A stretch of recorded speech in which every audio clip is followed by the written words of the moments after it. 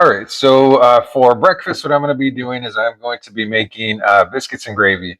Been watching a lot of these videos of people from Europe trying this for the first time, and this is one of my favorite meals. And I like biscuits and gravy any time of day, so it's never a bad time for biscuits and gravy.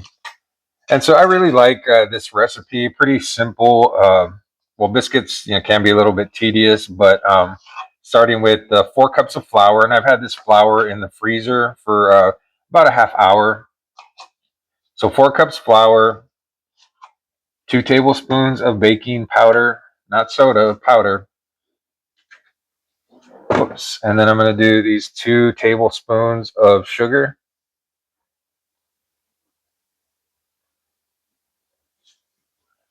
And then for this one, not tablespoons, but 2 teaspoons of salt. So here's one. Here's 2. All right. So these are all the dry ingredients. And what you really want to do is keep everything as cold as possible. So I have the butter sitting in the freezer. It's recommended you keep it in there for at least 20 minutes, but mine was there overnight. And so everything you want it cold because you want that butter to stay, you don't want it to melt. You want it to stay cold. And that's what creates those like little pockets and makes the biscuits light and fluffy and flaky. So try to keep everything as cold as possible until you pop them in the oven. So all the dry ingredients have been mixed. And now what I'm going to do is I am going to use a grater or a shredder to grate the butter into the flour mixture. So let me just put this off to the side. All right, and so this butter has been sitting out or has been in the freezer overnight. So it makes it a lot easier to grate, but it's also, again, best to keep it cold, right? So the very last minute. So this is actually my least favorite part of making biscuits is the shredding part of it. It's really tedious, but it's also you get butter everywhere. Even if you try to just keep it in the bowl, it gets everywhere. So I always like to do this on a different surface than where I'm going to make the biscuits because you're going to want to sprinkle some flour on the surface where you're making the biscuits, and having butter on there definitely complicates that. So I usually like to keep it on a separate surface. All right, so I'm finishing up my second stick of butter. So I don't think I mentioned that, but you would use 2 sticks of butter. You can get away with probably like 12 tablespoons or so, but I'm just going to use both sticks of butter.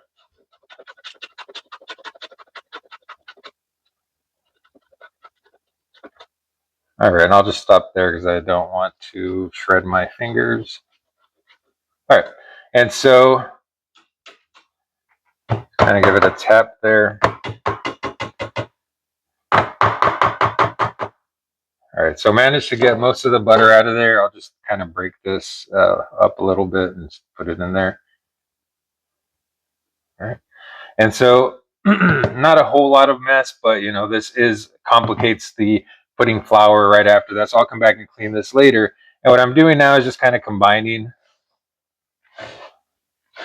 And that flour is cold and the butter is cold.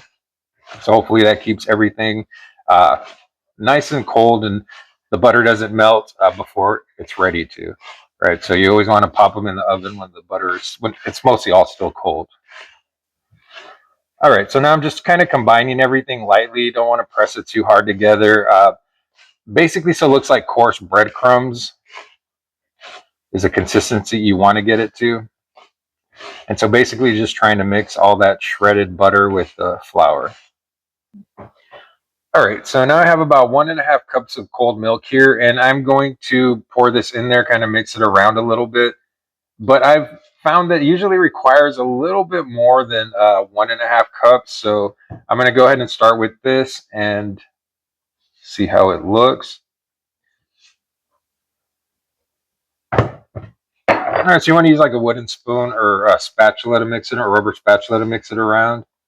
You, again, never overwork the dough, right? You want the butter to kind of stay cold. You want everything to stay cold, and you don't want to overwork it.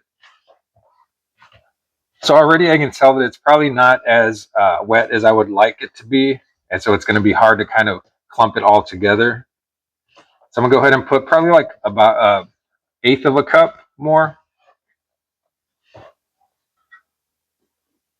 All right, and so I'm going to pour this like towards the bottom because that's kind of like where it's mostly dry and not really sticking to the rest of the dough. So let me kind of move this around a little bit. I'll use my hands at this point. I'm going to kind of mix it around and just make sure that it is all like cohesive and just sticking together. What I'm going to do after this, after I see that it's sticking together, is I'm going to go ahead and move it to a well floured surface.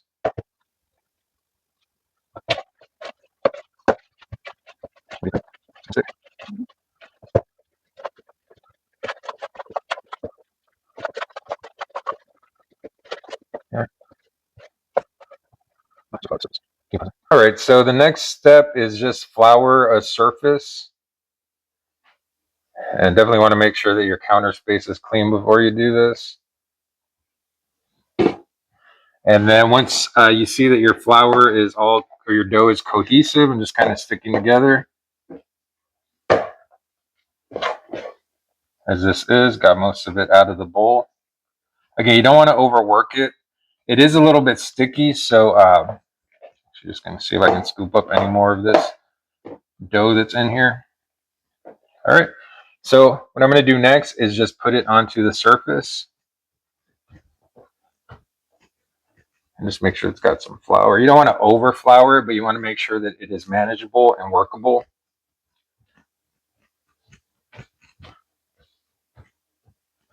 All right. And so the next thing I'm going to do is just start pressing it down.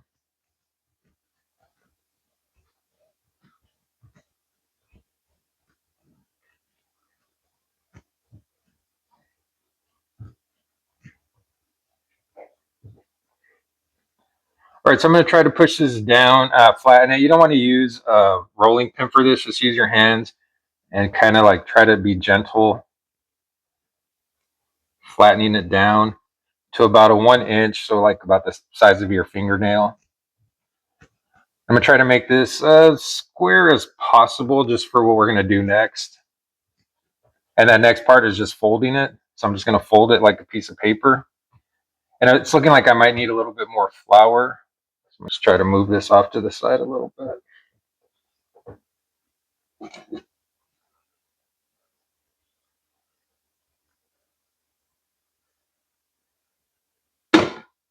Let's put this bad boy back on here. And so you just want to do that a few more times.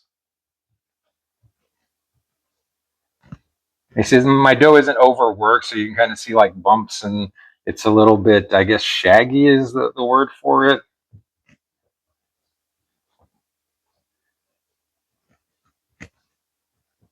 And so then what I'm going to do is just go ahead and fold it again. Try to get some flour in here.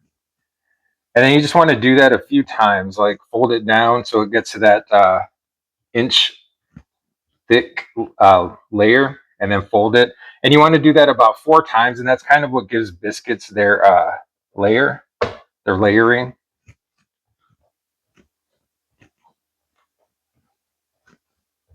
You can pause there. All right, so I folded it over about 4 times, and what I'm going to do now is just do that final laying it out about an inch deep. And so if you want, let me just kind of move this to a more floured area. And if you want to, you can make your biscuits a little bit thicker by not pressing it down to that inch, but that's what I'm going to go ahead and do. And I'm trying not to overwork the dough.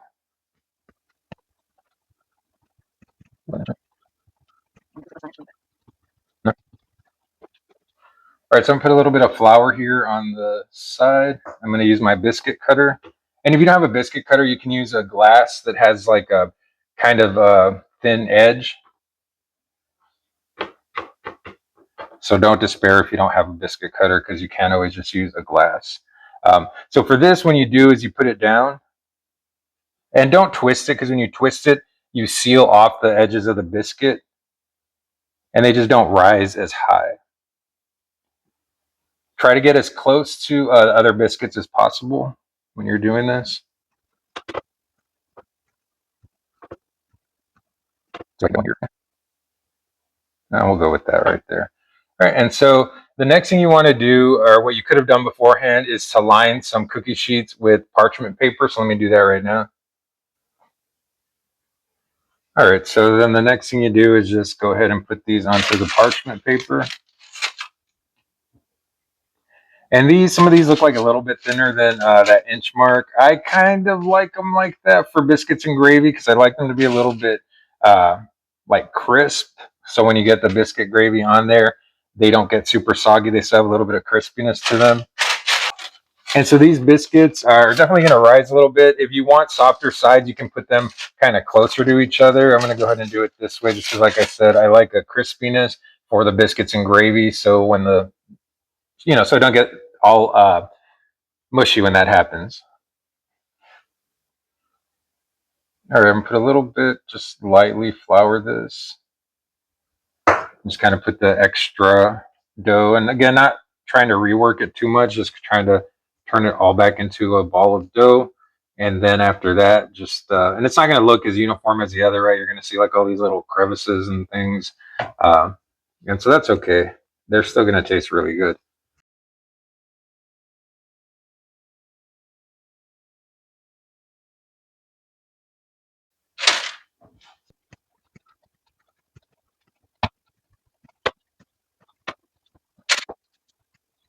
And this last one's just going to be, a little bit smaller than the others. And so what I did is I preheated the oven to 425. So just going to go ahead, and if you need some time to do some stuff, you can pop these in your freezer for a little bit until your oven gets to where it needs to be, or you need to do whatever you need to do. But these are ready to go in the oven at 425. All right, so I've got this kind of hot right here. I got sidetracked doing something else. And so here I put a little bit of pork belly grease. What I'm going to do is just put the sausage in here. And so I put a decent amount of bacon grease because this sausage doesn't really produce any like fat or anything, so it dries out quite a bit on the stovetop. Well, definitely want to make sure you dry your hands before you start dealing with hot grease.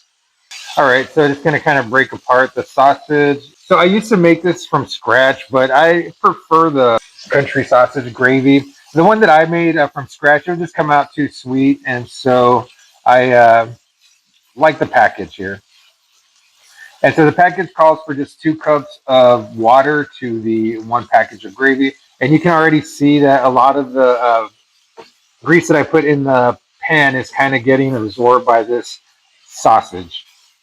And so I like to cook it well, just so it kind of gets this like char around all of the chunks of sausage. And it's up to you, right? If you prefer a more like a liquid to sausage ratio, then you can throw in another pack of, and I'm sure you can find these anywhere. Pioneer is not just like a local brand, so you can find those, most grocery stores. And if you prefer big chunks of sausage in your biscuit gravy, then definitely don't keep breaking it up. Something like this will be good. And I like a little bit of both, so I'm going to chop some of these up, kind of break it up quite a bit, and then some I'm going to leave in big chunks. All right, so this sausage is at like a 3/4. It's about a medium high on the stove, and then I'm just going to let this brown a little bit more. All right, so for the sausage gravy, I am going to put in 2 packets.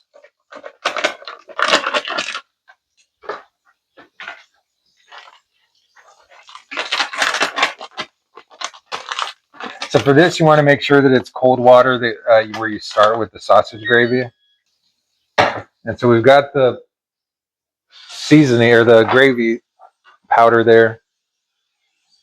I'm just going to add 4 cups of water to this. All right, so usually I will stir it in as I pour the water, or I'll stir as I pour the water, but just for simplicity's sake, I'm doing it this way. And then I'm just going to go ahead and put it on the stove top already. Whisk it up, make sure breaking up any of those chunks that are there. And I'm going to go ahead and use the same spoon that I did for the sausage gravy. This thing's going to boil anyways. And so any bacteria that may be there, cross-contamination, the boiling will kill it. And so I'm just making sure I scrape all of the sides. Make sure none of that powder is sticking to the sides or the bottom. Then I'm using a whisk right here. And then I'm going to turn this on. Now I'm going to turn it on to high. Actually, no, let me do medium. The package says medium. I would go medium high just because I fell behind a little bit with the gravy. So I'm going to turn it on a little bit higher than it suggests. And then I'm going to give the sausage here. Looks like the sausage is pretty much ready. I lowered the heat down to low. And so it's okay if it cools down because the gravy is going to heat it back up. So let me just go ahead and turn this off. And if you like a little bit more browning to your gravy, to your sausage, then go for it. But this is where I like it. All right, so I checked the biscuits at the 12-minute mark. They're almost there. I'm going to give them just a little bit longer.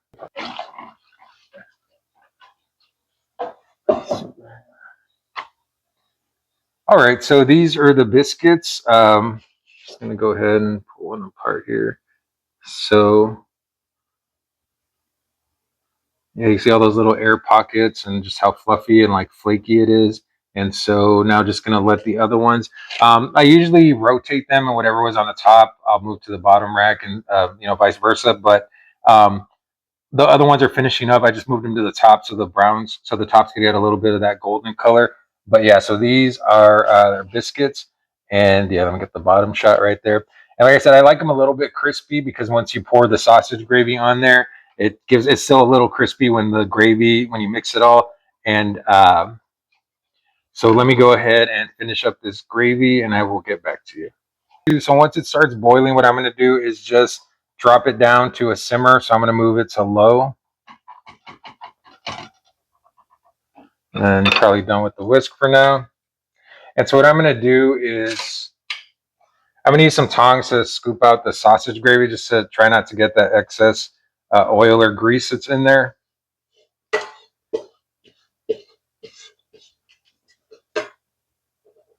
And just kind of squeeze it a little bit as I remove it from the pan.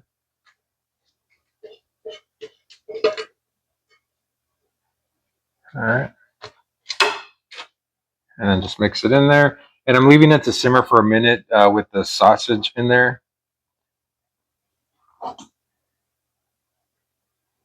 And so if you look over here, these are the ones that got the butter on top, and these are the ones that didn't. So I always kind of like to not cook one as much as the other. So when I warm them up later, they don't get like overcooked, if that makes sense. And so these are the ones I'm going to be eating right now with the biscuits. And then I'll put these away for later, have them with like butter and jelly or jam or, another breakfast sandwich or something. So I'm going to let this simmer for about another 30 minutes or so. For another 30 seconds or so. And so this is kind of the consistency that I like the gravy, especially I'm probably going to have this for breakfast again tomorrow. So tomorrow it should still be a pretty good gravy and it won't be too thick. All right. And so I saw a video recently where someone made this and they didn't put any of the sausage in there, and they were wondering like why biscuits and gravy weren't as good as people like claimed it was. And so if you don't put the sausage in there, you're definitely not going to get the full experience. And so this sausage has a lot of flavor in it, and it is a bit spicy, not too spicy, but it's got a little kick to it. And so this for me is like the perfect gravy. Like I said, I tried making it from scratch. It was too sweet, and that didn't work. But yeah, this consistency where there's like thick chunks of sausage, that's the way I like mine. So let me go ahead and plate this, and then I'll show you the final results. All right, so I'm just going to put a little bit of butter on top of these. All right, just kind of space them out a little bit. All right, so here I have the gravy. Just going to go ahead and ladle that on there.